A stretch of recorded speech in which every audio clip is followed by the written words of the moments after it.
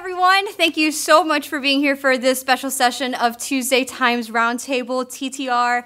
TTR is the Office of Global Learning Initiative's flagship discussion series that brings together multiple perspectives on global issues and trends. As we engage throughout the session, we ask that you please make sure that you use a microphone. We'll have handhelds that will walk around the room so that everyone in the room can hear you and learn from your perspective as we share. If you haven't already, take a moment to go ahead and scan that QR code if you need to sign in to make sure that we have proof of attendance for this session.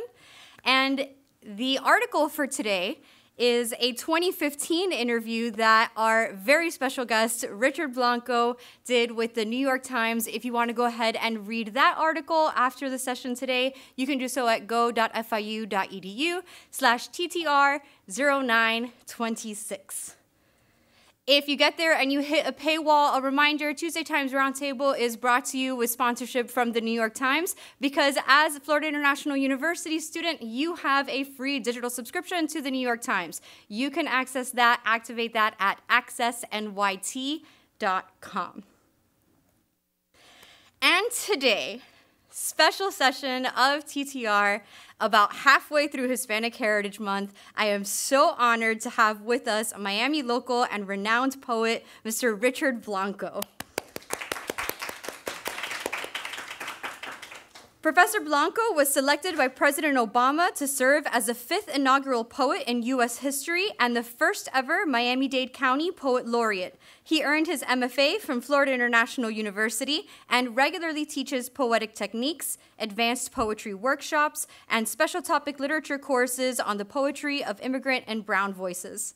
Professor Blanco is currently the Creative Writing Liaison here at the MMC campus, serves on the Creative Writing Program Committee, and is the Education Ambassador for the Academy of American Poets.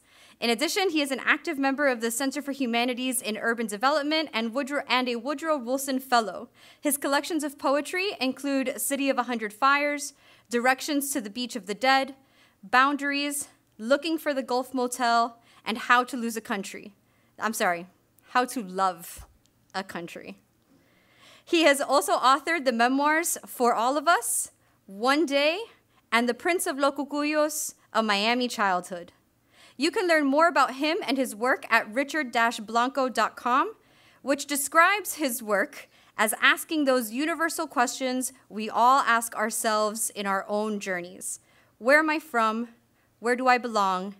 Who am I in this world? Please join me in welcoming Richard Blanco. Thanks, Michelle. Actually, that's the title of the next book, or How to F a Country. It is. I say that all the time too. Thank you. It's a great honor to be with all of you here today and sharing some work, some ideas, whatnot. I don't know if you know how these formats usually go, but we thought we'd start off with some poems, and then Melanie is going to ask some questions, and then we'll have the floor for question and answer. I'm going to begin with this poem. This is the scene of the inauguration. It's me and the podium, I think. Just because it was such a threshold, life-changing moment for me and for my work as well. I'll only want to say this for now. Some more will come out in the conversation. But one of the hardest things about writing the poem was not writing the poem itself, but rather sort of feeling that somehow I still didn't belong to this American narrative. How am I going to write a poem for America in a country that I'm not sure really completely accepts me as an immigrant, as a gay man, as a working class kid, right here from Westchester. But anyway, so that the poem in a way is an answer to that in the affirmative and saying, no, yes, I do belong. Yes, we all belong. That every narrative in a democracy belongs. Are we there yet? Obviously not. Do we need to keep on working at it? Of course we do. Democracy is not a noun. Democracy is a verb. It's something we do, not something we have. This is a little preface from the memoir that I wrote about about the whole experience from getting the call from the White House through writing the poem, etc. In the moment, I feel America standing as one, putting differences aside and taking a deep collective breath.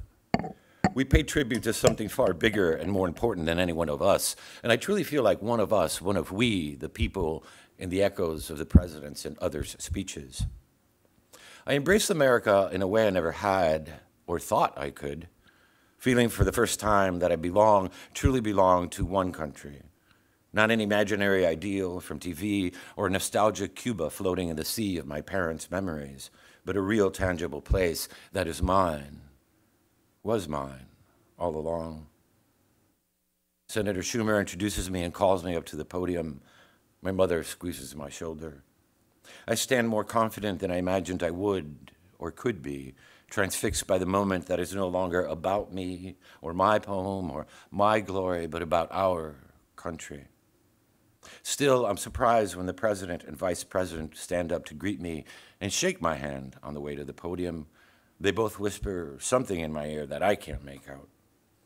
But their gracious gestures speak silently to my heart, silently, as if saying, Richard, here is your country. This is your story. You are home. I step up to the podium, look out over the crowd, a patchwork quilt of lives, of stories spread across our ground, under our sky, beneath our one sun. I take it all in as I take one deep breath, then another. This is for them. This is for us, for all of us. I think to myself and begin speaking into our wind. Mr. President, Mr. Vice President, America, one today.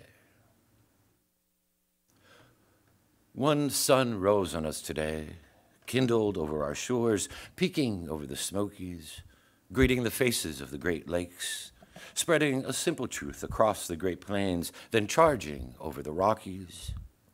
One light waking up rooftops, under each one a story, told by our silent gestures moving behind our windows. My face, your face, millions of faces in morning's mirrors, each one yawning to life, crescendoing into our day.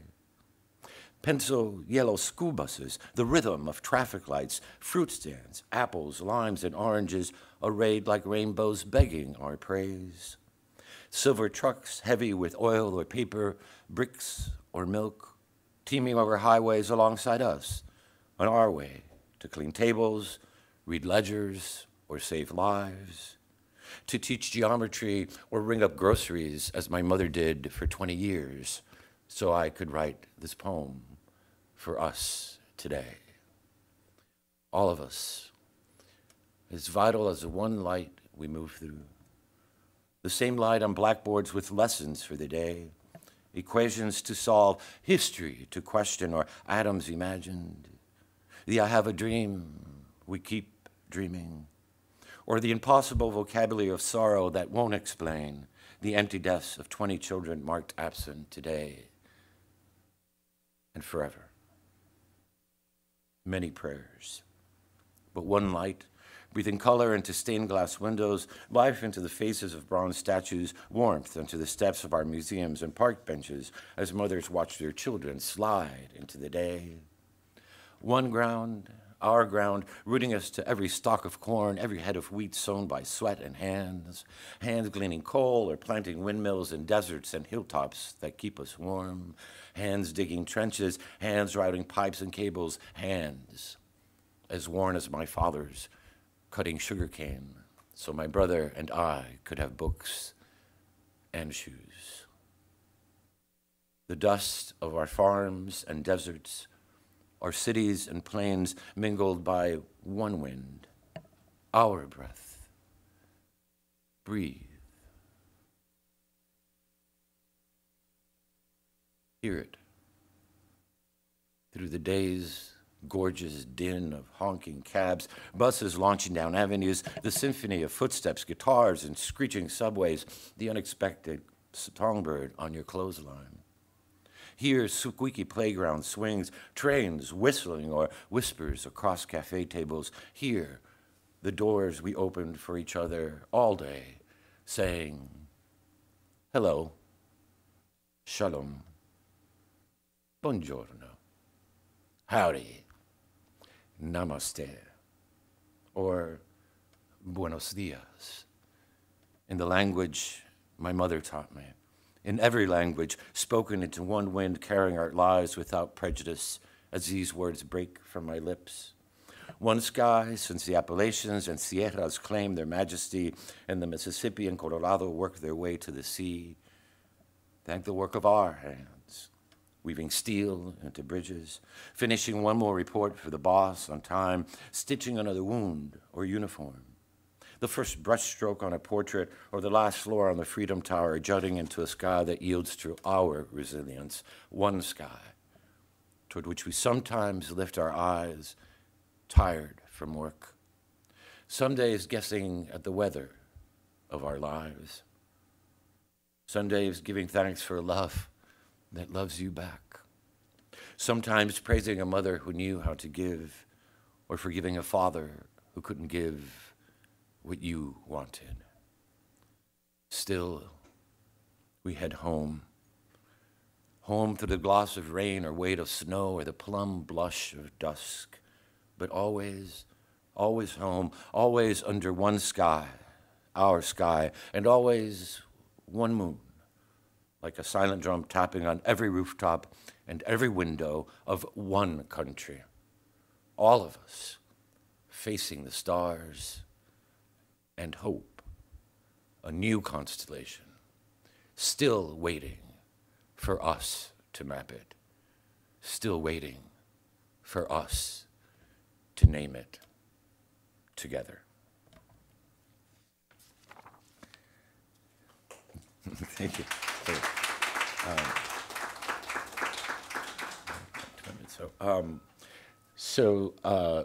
This is my mother, obviously. So this is one of my favorite pictures of her in Cuba, and that's her with me at the inauguration. She's the person I chose to sit right next to me on the podium, on the platform. Anyway, the White House actually asked me to write 3 poems, not just one. I don't know why they asked a Cuban to write 3. I'm the only one in the history that they've asked 3. So for the third poem, obviously they picked that one for the third poem, which I'll read to you now. I turned to my mother's journey as an exile for inspiration in a different way. My mother left her entire family behind in Cuba, her 8 brothers and sisters, her parents, every aunt and uncle, every niece and nephew, every cousin. And of course, we grew up sensing that sorrow and that longing. But now in this context, I was thinking, my mother's more of an American than I could ever be for that act of faith, that leap of faith that immigrants make, that journey. And so in some ways, she should have been the one, you know, at that podium. My story wouldn't have been possible without her. So it was interesting in that sense. But how, I guess this poem's also letting us see how if we step into an immigrant's or an exile's emotional shoes, how we might, you know, appreciate this country differently, fight for what we have to fight a little bit more, have conversations that we don't want to have, or different kinds of conversations if we knew that's what was at stake. And I think we are at sort of a pretty interesting stage right now in that respect, right? We're about stepping up for the verb that is democracy. Mother country, madre patria.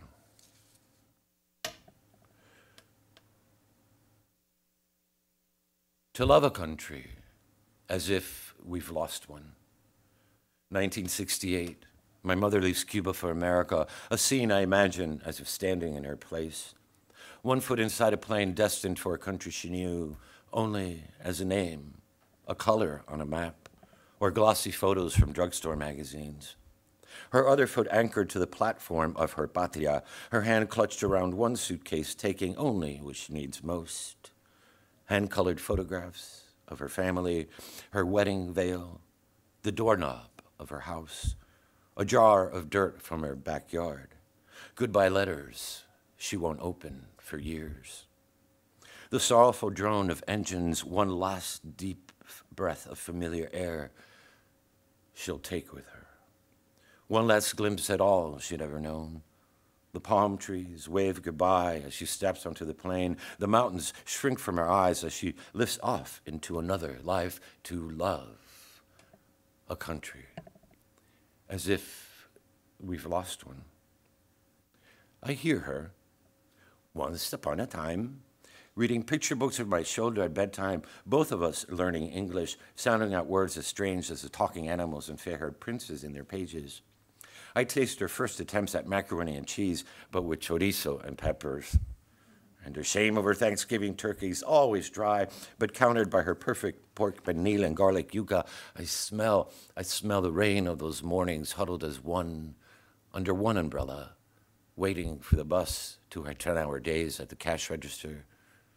And at night, the zzz, zzz of her sewing her own blouses and quinceañera dresses for her grown nieces still in Cuba, guessing at their sizes. And the gowns she sold to neighbors to save for a rusty white sedan, no hubcaps, no air conditioning, sweating all the way through our first vacation to Florida theme parks to love a country as if you've lost one, as if it were you on a plane departing from America forever. Clouds closing like curtains, the last scene in which you're a madman scribbling the names of your favorite flowers, trees, and birds you'd never see again. Your address and phone number you'd never use again. The color of your father's eyes and your mother's hair, terrified you could somehow, someday, forget these. To love a country, as if I was my mother, last spring, hobbling, insisting I help her climb all the way up to the U.S. Capitol, as if she were here before you today instead of me, explaining her tears, her cheeks pink as the cherry blossoms coloring the air that day, when she stopped, turned to me, and said, "You know, mijo, it isn't where you're born that matters. It's where you choose to die. That's your country." So it's interesting to me that the idea of dying for one's country or the place where you choose to die, and the way that my mother has lived more years here, obviously, than in Cuba, and has sort of more of an American in some ways. So this idea of where, not just not just literally die, but what is that home? What is that resting, that final place that you embrace? I'll just read one more poem. This takes its inspiration from two things. One is the Zulu people, and their greeting is not like our greeting in the United States. In the elevator, good morning, how you doing? Fine. And my dog just died, but I'm fine. But more, the Zulu people look you straight in the eye and say, "I see you."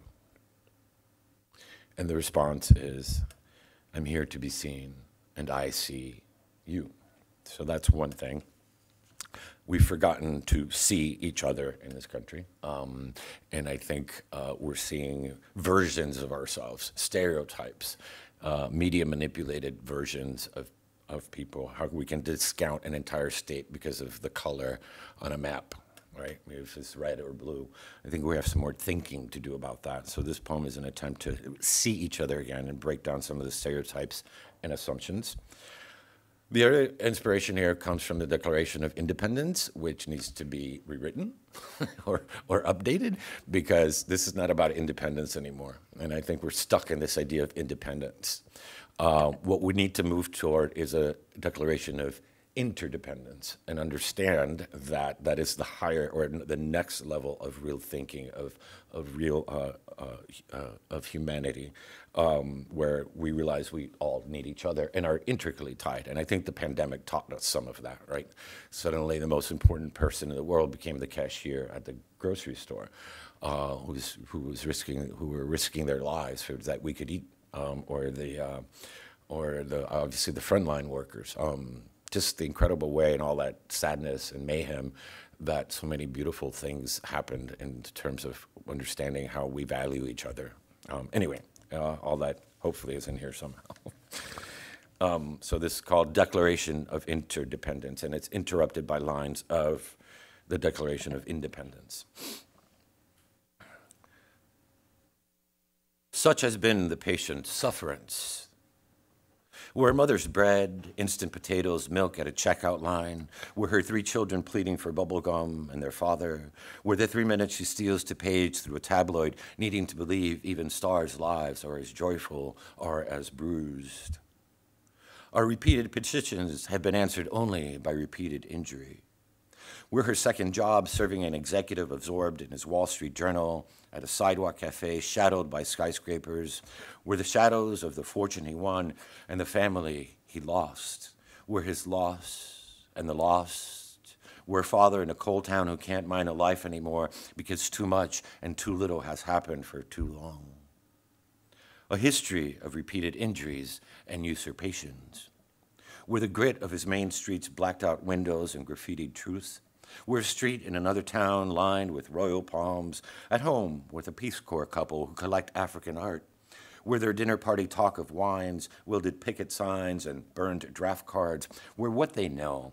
It's time to do more than read the New York Times, buy fair trade coffee and organic corn. In every stage of these oppressions, we have petitioned for redress.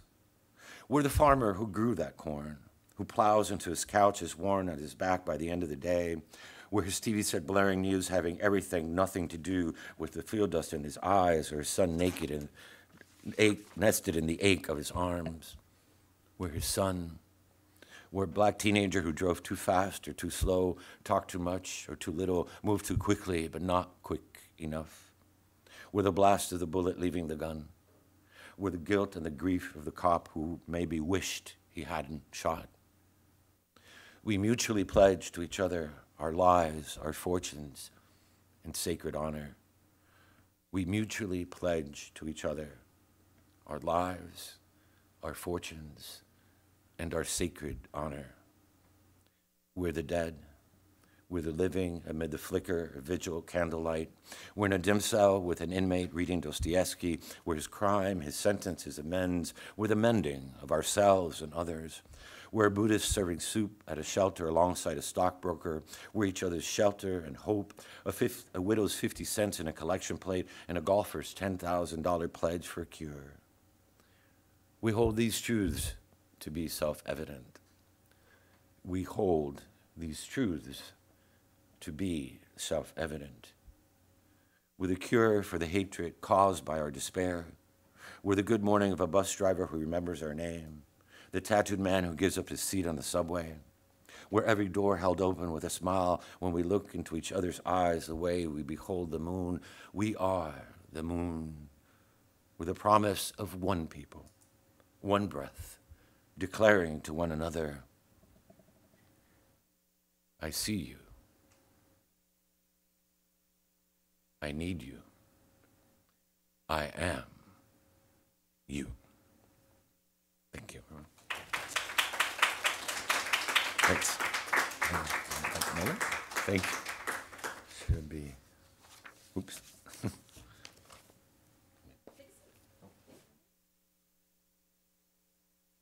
So now we'll move on to the next portion of today's session, where we'll be joined by Melanie Rodriguez, who is a first-generation senior here at FIU, studying education with a minor in English. Melanie aspires to work at the intersections of art, education, and advocacy. In February 2020, she co-founded Let Your Voices Echo, which facilitates conversations on social justice topics through the arts. Most recently this summer, she participated in the Peace Studio Artists at Catalyst's program. Love Catalyst. She is one of 30 Miami storytellers selected for the Apple Creative Studios in Miami in collaboration with Oh Miami. So welcome, Melanie, and thank you so much. Well, thank you so much for being here, and thank you for all of the poems that you've read. And today I just want to ask a little bit more about your journey to poetry, as well as really stuck on that democracy as a verb phrasing. So digging more into that and art as action. So we know you're a local Miami, proud Miami Westchester boy, but we also know you're a proud FIU alumnus, but not everyone knows about how you got started in poetry. So can you tell us a little bit more about your journey to poetry and writing and what inspired you to pursue it professionally? Sure, I'd love to share that. First of all, thank you, Melanie. Gosh, where do I begin? So I don't know if it's I don't think it was in the bio, but I'm actually my first degree at FIU, my undergraduate degree was in civil engineering, and so I wasn't one of those poets or that was writing poems at 3 years old or in the womb, and that's fine too. I mean, but I just wasn't one of those people for several reasons. One was being in a working class family. You know, the arts and humanities were just not that my parents denied it, but it just wasn't part of the realm of possibility. Second of all, my grandmother was really homophobic, so one time I wanted to study architecture, and she thought that was too gay. And then there was also sort of a cultural divide because what little my parents did indulge in the arts and whatnot had to do with Cuba. So it was like, okay, Yosemite and like, you know, We Fell Lam and these other, which to me was like, you know, wasn't on the ground.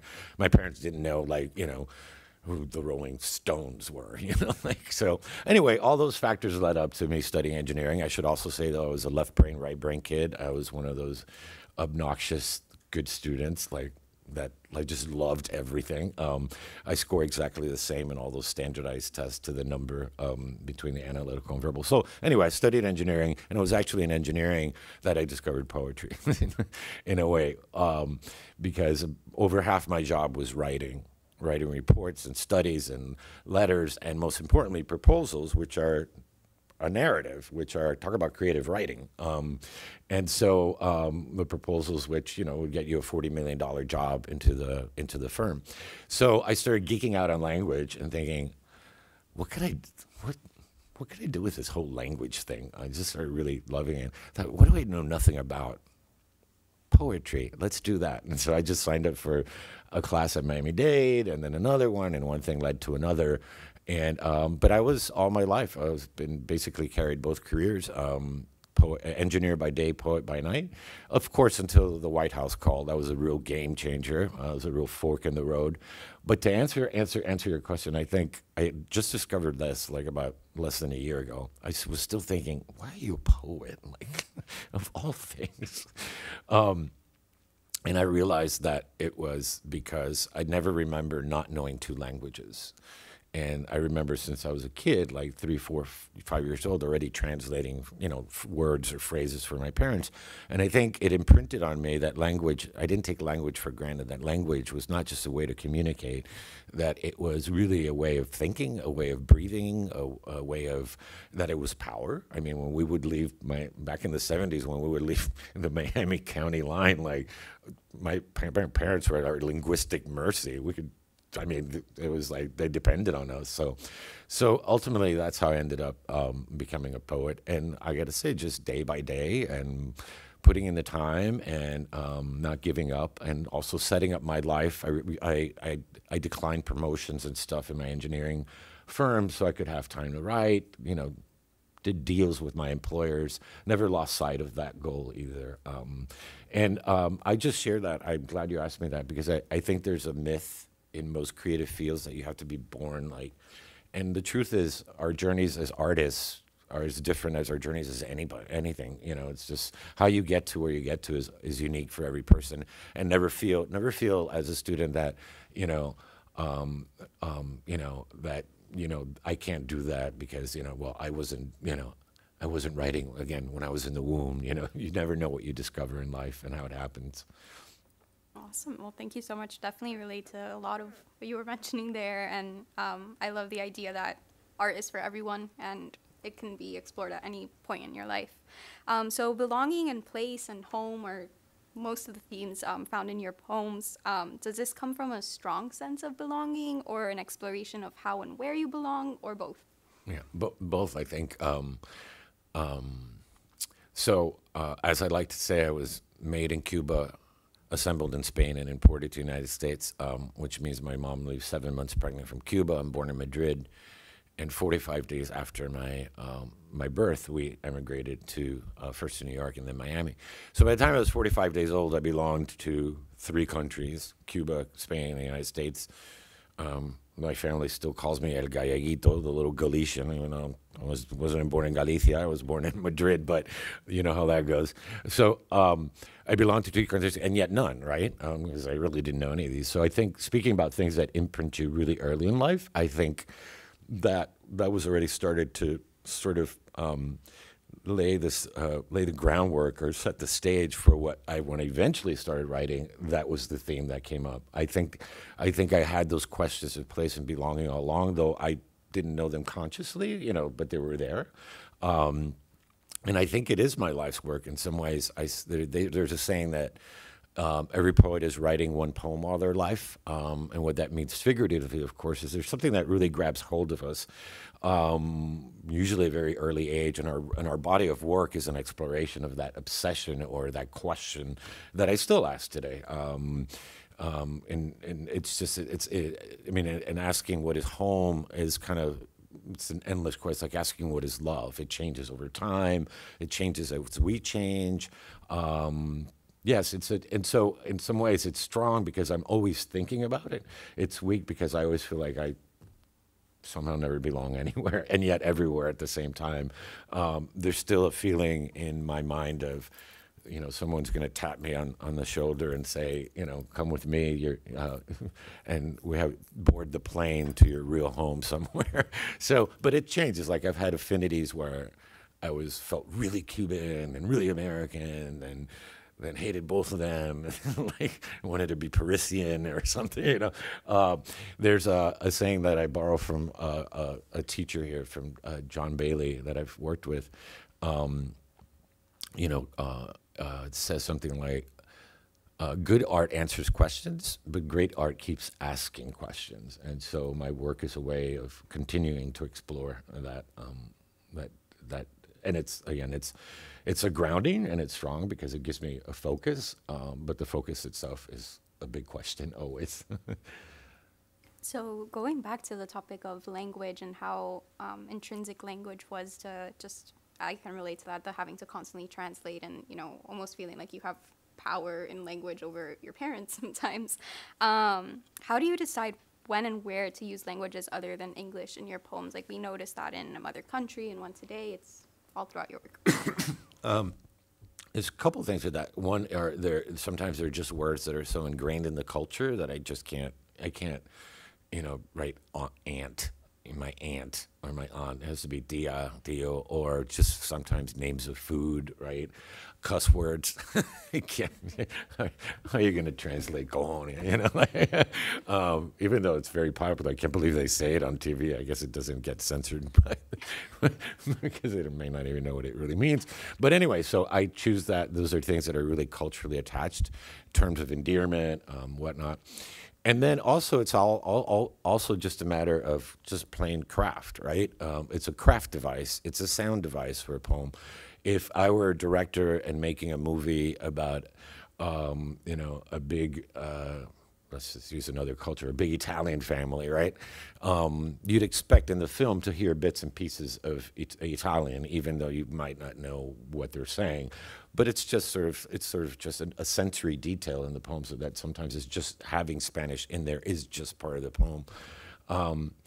Another thing that I do like to do is, usually when I go to a Spanish-speaking country for a while, especially Cuba, I start thinking in Spanish, because obviously I was educated in English, so it's it's harder to have some kinds of conversations, right, in Spanish. But it comes back to me somehow. But what I'll do is I'll start writing a poem, for example, in Spanish, and write like 1 or 2 lines, and then translate them into English, rework them in the English, however I feel, reverse translate it into Spanish, and keep on doing that, and then translate a second time into English, and kind of so the poem is co-created. It's kind of in both languages at the same time, which is kind of a reflection of a bilingual mind. And and I present it as one text, not like the poem in its translation, but an enmeshed text. And that I like to do too. And it's also sort of just a real dive into language, into the strengths and weaknesses of both languages.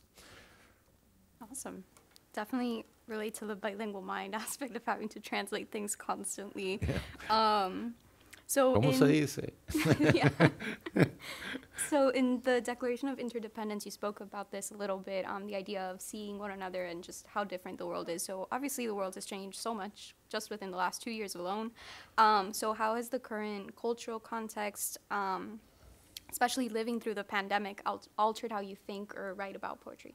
Yeah, for me, it started actually with the inauguration. I mean, I had for the most part written much more autobiographically based poems, less social political. I mean, I was social political in the sense of just who I was, right? But I had never written poems that were more overtly social political or spoke to some social justice issue.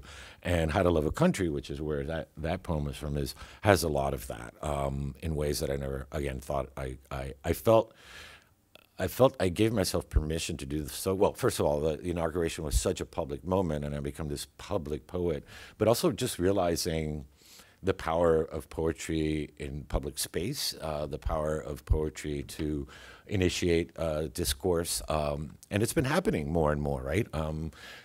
We can see that in how poetry is showing up when there's more need, and when there's more strife, there's more need for that kind of language. So that whole book, in a way, was the beginnings of that, and I've continued to do so. And I was just say one other thing. So that, yes, okay. So there's that, you know. Oh yes, but at the same time, I don't think it's different for me, because really it's the same question of home, but just growing it. Like, what is home, not just to me, but to us? What is a country? How do you define that? How do you love one? I mean, what is that? Especially a nation this big with so many histories and also so many different cultures, and it's just so huge. So contemplating the question of home in the context of country itself, not just in the terms of cultural Cuban American or whatnot, but in terms of the very essence of what a country is, and how do you keep on loving it when it's sometimes not, doesn't feel very much like you want to love it, right? I mean, I think that poem, that title could have a question mark behind it. How to love a country could be a question, right? And I guess where I am right now, it's interesting, because poetry, I always like to say my poems are smarter than me. They're thinking about things that I don't even know I'm really thinking about till like after the book is done. And so the book was published in 2015 or 16 maybe. No, that's not 16. I would have remembered that. 2019, and yet it feels like it could have been written yesterday. And where I think poetry fits also is, when things are going really bad, when things are going really good, poets are like, what are we not looking at? What's really messed up? And when things are really messed up, they're like, what's good? Like, how can we get out of this, right? And so my work now, I believe the work, even though I call it, social political or about social justice, it's really about offering a third answer or a third possibility, about opening up discourse. It's not just about presenting the issue, which is important, but not to just stay in the issue, but really think about its history, but also where can we go from there. Lately, though, as they say, the pen is mightier than the sword. I feel like I have to do more than write poetry at this point in our country's history. I don't know what that is yet, but I feel like it's time that I, including my poetry, add to what is my social activism with the poetry, but not just beyond the writing. I used to do that when I was a lot younger, and I kind of fell into my life and writing a lot, but I used to be out there a lot more. So digging a little deeper into that, actually, the idea of poetry and art as something that we can use for change, what are ways, and democracy as a verb, and all of those different ideas coming together, what are ways that poetry or art more broadly can be used to foster understanding and ignite change, as in today's session title? Yeah, so I think why poetry works, or we should say arts in general, but in particular poetry, I think how and why it has an effect that's different. It's based on emotional appeal, right? It's more like music than anything else, or closer to music, I think, than to a novel. Don't say that to my English department, but what it is, I think what poetry does, the arts in general, but poetry, is they attach real names, faces, lives, stories to these ideas and these that we can abstract infinitely and keep on talking about in the abstract and in the abstract. And in that way, I think it has a way, it creates a space for dialogue, or at least a space for common ground. What can we, when we see something that's tangible and real? I'll give you an example. In How to Love a Country, there was a poem that was really hard for me to write, and it's based on a photograph of the site of the present day photograph of the site of the last recorded lynching by hanging in the United States. And I, and it's like you could pass by that street and it seems like nothing happened, like you wouldn't even know anything happened there. So anyway, I just started thinking about this boy's life and really making his life real and central. Because first of all, I was like, why don't I know about this myself, right? My own history of this country, and how can I ground racism in a real story that as the way that poetry can do, and also implicate myself in that same process, which is something that's important in a poem to not be the preacher, but say, hey, again, why? How could I not have known this? How could So anyway, that's part of the poem. Opened up a dialogue for me and about racism with myself, and also just another way of engaging. It made it tangible and real. So I think that's one way. Poems, since you're out there, wherever you are, and can infiltrate a poem into some kind of meeting issue. Our own mayor opens up, mayor of Miami-Dade County, opens up some of the council meetings with a poem. I've been asked to read poetry of the FDIC, the USDA. So it's almost like a poem is like can serve to set a tone. It can serve to just open up hearts, not just minds, in the way that song does, in a way that when we sing the national anthem, right, or before games, I think poetry has the ability to do that. So doesn't have to be your own poetry. It could be any poem that you love or know of, or feel appropriate to. But that's what I try to do. I try to sneak in poetry wherever I can.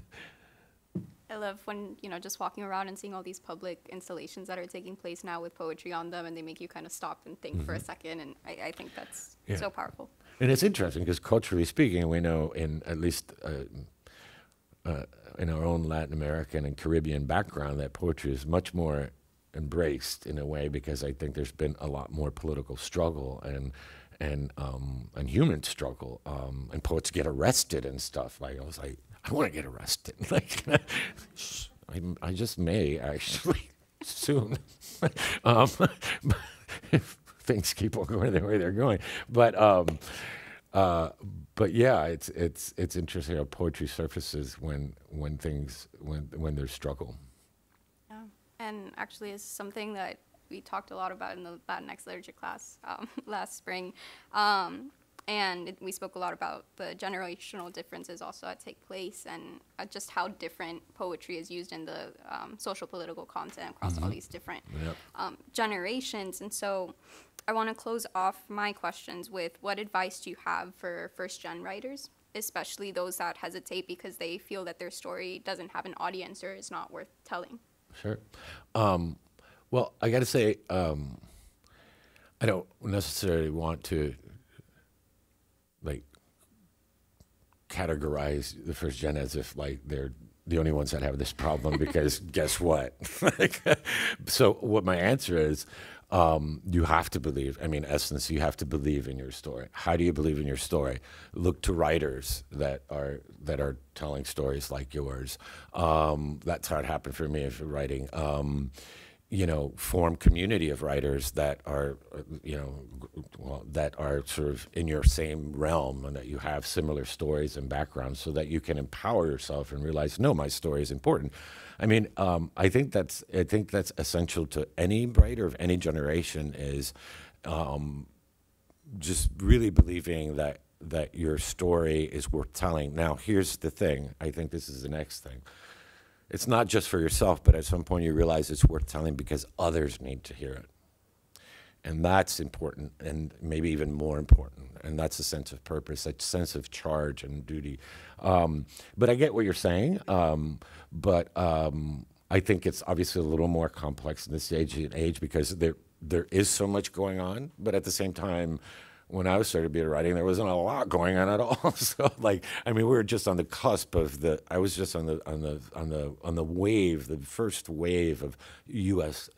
Latinx literature folks, writing on the coattails of Sandra Cisneros and Julia Alvarez. So, just to give you a little anecdote, when I first started writing poetry, of course, my sense of poetry was so archaic, and I was writing about daffodils and shit, in Miami. There's no daffodil, but I thought I had to write I was writing all these sort of flowery, these and thous kinds of I didn't think I had anything to say. I thought it was, that about my life. No, that's not what poetry is about. And then, of course, I discovered Sandra Cisneros, and I was like, wait, you get to do that? That's really important?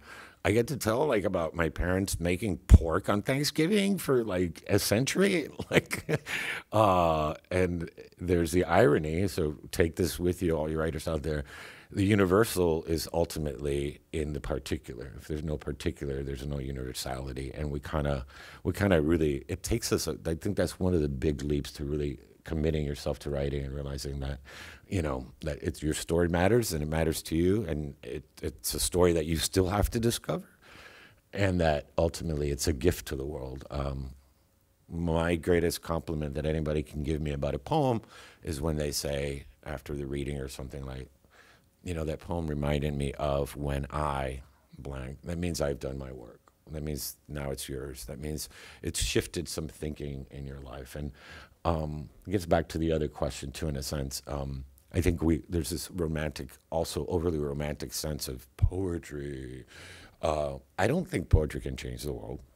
I think that's a little bit, that's a very big statement. But I do believe that a poem can change one person, and that person can change the world.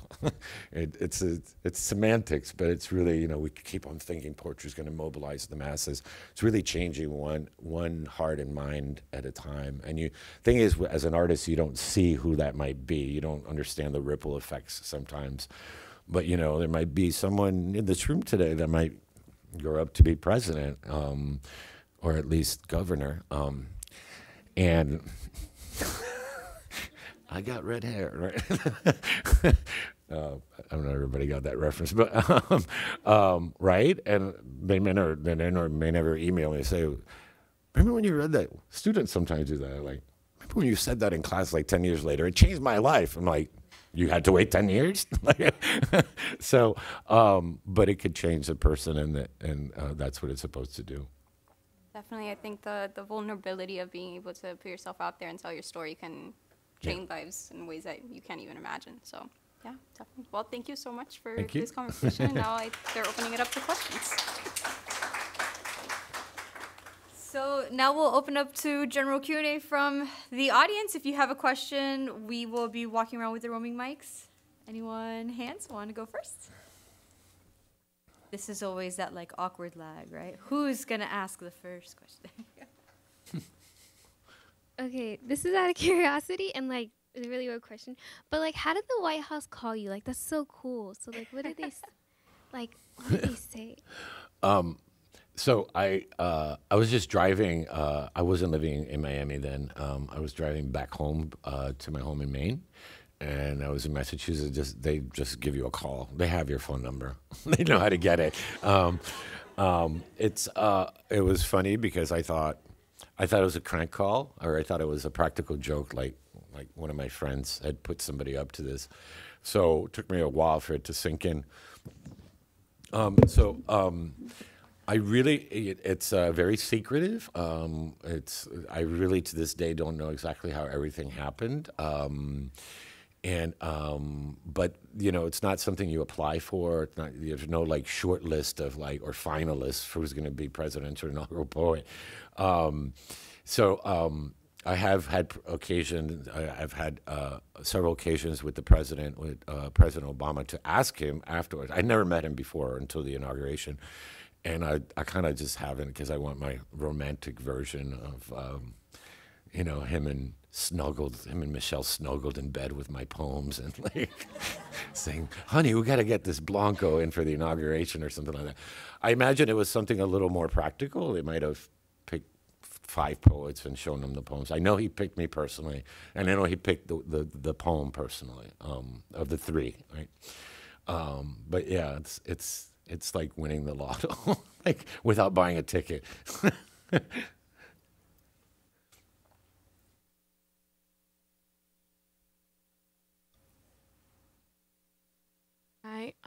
I just want to ask, do you still work as an engineer? Like, how are you able to connect those 2 different, Those like, 2 tasks? things? Yeah. Yeah, let me stand up so I can remember. People are gonna move their hands. You know, it's interesting because, again, remember, I'm a freak. So like I'm left brain, right brain, like, so I love everything. But I've also been a sort of a champion for cognitive diversity too. I think we're taught that we can only do one thing in our life. And some people are very obsessed about just being like a great teacher or like a great engineer. I just can never be that person. So, but how did I balance it? Or how did I make sense of it? Several ways. I mean, I think my math, all the math I had, if you think about it, language is very left brain. And to me, when I'm writing a poem, it almost feels like a geometric proof to me. It's an emotional proof, but it's how does one line connect to the next, the next, the next.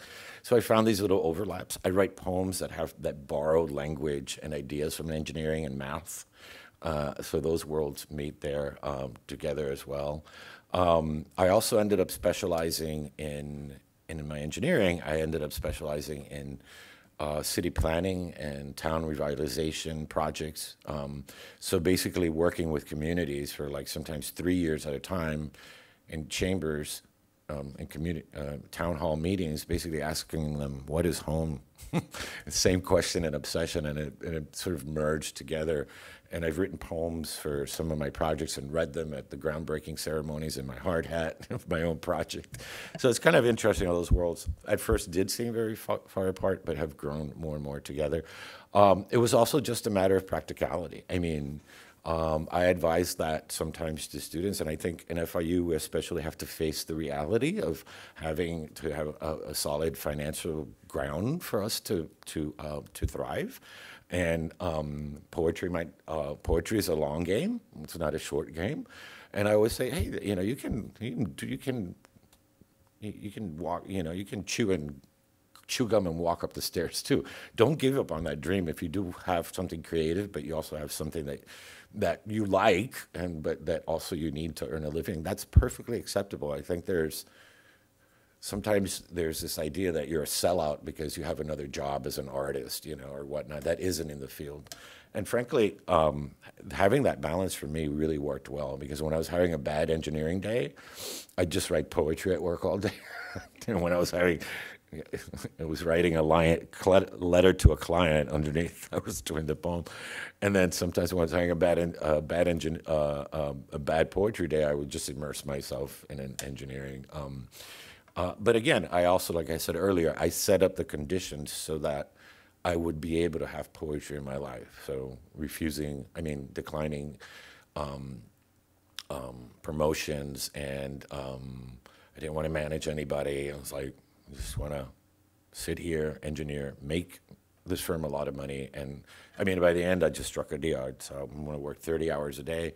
I mean, 30 hours. That's what I do now. 30 hours a week and get benefits. So I negotiated it, and so tried to find a space for that. And ever since the inauguration, it's actually been much crazier because I never away from poetry, ever. Yeah, I just want to say like thank you so much because I'm a civil engineering Oh, cool. student. Yeah, and I used to write since I was like younger, but in Spanish, and I wish I could do that like you did. When I get to like be working, I can have some time to like write and. There's an amazing book that changed my life too, and that was partly when I started writing. Started giving myself permission to do something creative. It's called The Existential Pleasures of Engineering. Which sounds like a really bad B movie, but it takes you through the whole history of engineering, how engineers have been perceived and how they've perceived themselves throughout time. But the essence of it is to realize that people think, so we have the stereotype of the engineer who like knows engineers don't know everything. We gotta figure stuff out. That's why I'm scared to cross bridges, even though I used to build them. I know what goes into that. We just over-design it. But what I'm saying is we are creative individuals, and we don't think of ourselves, and the world doesn't think of think about, we create, right? We create things that don't exist. And so that's part of whether it's a poem or a bridge, to me, it's still a creation in this world, something that is a gift in some ways to others. All right, Professor. I am like a community advocate, and I work for a homeless shelter. Also, as far as you was talking about book storytelling, I was formerly homeless and an ex-addict, and went through a lot of trouble in my life. And now I had time to turn my life around. And I'm writing some books. I'm almost finishing 4 books, one of them being my biography, as far as sharing the experiences and the troubles that I went through in my life. And I feel like if I share my story, it will help other people who are going through the same problems. Is that a part of an art of storytelling that is very, very serious and very precious that we should normally use, or is it just the basic storytelling? Yes, both. The answer to everything in the arts is both. So some of my students here have heard me say this. So, and I think this is in response. We'll give you some kind of answer, but I always say, usually on the first day of class, writing a poem is the stupidest, most arrogant, silly, selfish thing you can do in the world. And yet, writing a poem is one of the most selfless, generous, gregarious, beautiful things that you can do in the world. What I mean by that is that, like you just said, we go to writing first because we have to go there. We have to figure it out for ourselves first. And the way we figure those things out is by the art itself. It's a little bit different than just writing in a journal or whatnot, although that's helpful too. But when we set out to make art, it's just because the art itself will help us discover and unpack some of the things I don't know what I'm feeling exactly when I enter a poem. The poem, the craft, adhering to the discipline of the art is a way of uncovering things that I wouldn't otherwise, things that I would never even uncover in a therapist chair. But the intent is always that I'm making art, and that art is to be shared. And so once that discovery happens in you, then it's weird. When I write a poem, I know exactly when that happens in a poem. I was like, And now I feel like the poem now has been birthed and almost has its own life. And so I think it's just a matter of intent, but I do believe that doing art for art's sake is also dangerous, right? Like if it doesn't begin with that urgency, then it doesn't come through in a poem, and it becomes more work about, just more like a textbook, like more sort of just, expounding an idea, or look what happened to me, I know everything, but rather if people see the journey of discovery within the work itself, and share that, then they can go along and follow with you. And thank you for doing that. But I think it's essential, and just the idea that you're coming to the page, knowing with the idea that this is something that's to be art and that is to be shared at the end of the day. But for right now, it's all about me, right? It'll unravel itself. Yeah, so. Thank you for what you're doing. Actually, that's important. And again, I think that's part of the biggest thrill, right? When you share those books and people will tell you their stories and say, this changed my life, or like, I had never thought of this way, or blah, blah, blah. That's an incredible, that's part of why I write, is to feel like your work is doing something in the world and not just sitting, in a journal underneath my mattress. I think we have time for one more question. So, can you hear me? Yes. So, on that first poem about, I feel like it was about, America being a home to all, right? And it made me feel like all the details that were in it. It was like little details that made everything kind of build up into like a home. So do you feel like a home is... Do I feel if it's what? Like the little details that build up, make up a home. Like, one part of the poem you said, in the mornings you see through the windows. Right. I couldn't exactly remember the line, but something along that. I feel like home is an amalgamation of comforts, little moments like that. Yeah, I mean, there's several things going on with the imagery in that poem, right? Like, so remember I was saying the democracy is all a story, that all our stories belong. So that image of behind each window, a story told by our silent gestures moving behind, something like that, came quote, moving behind windows. What I tried to do in the poem is to realize how, give images of how people are moving all about their day. And even though we don't really we don't always are aware of that, we are sort of all in this one place, right? And we're going about our lives, but we're also in some ways connected, right? Even though we're not always acknowledging it. So it was a slippery thing to write in the poem, because it wasn't like, oh, we're all holding hands, America the Beautiful, but just a subtle recognition, again, of that interconnectedness that we don't always, we're not always consciously aware of. And so that was part of what the images were doing. And they had to be specific yet broad enough, right? So there's a line that says, teaming along highways alongside us to clean tables, for example. I didn't put to clean tables at La Carreta and 87th Avenue or whatever, but to clean tables could be a mother wiping, or a parent, rather, wiping a table. It could be a server. It could be anybody who's in the service industry, right? So it was hard to, but I wanted to get really small so that people would see themselves, some part of their lives, see themselves in that, and moving about the day. And then it gets big in terms of nature, right? The wind, the moon, the sun, the rivers that understand that we're also interconnected through nature, and that's the ultimate home for everyone. That's what we all belong to. So it breathes from this very small to very big, very small to very big. That's what I intended it to do, at least. Yeah. And it's, again, like I said, it's an answer to my own question of, do I belong to this country?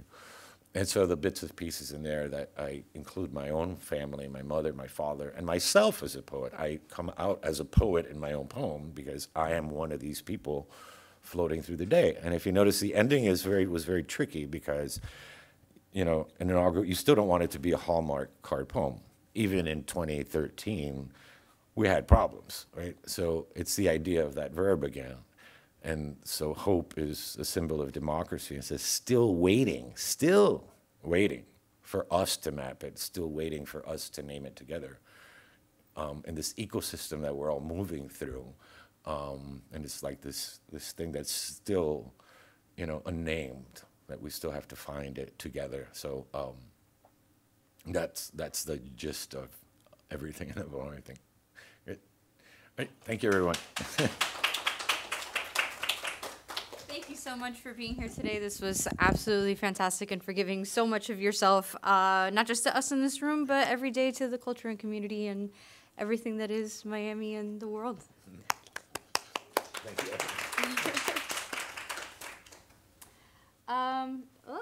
Here, I'm just gonna scroll if I may. So it is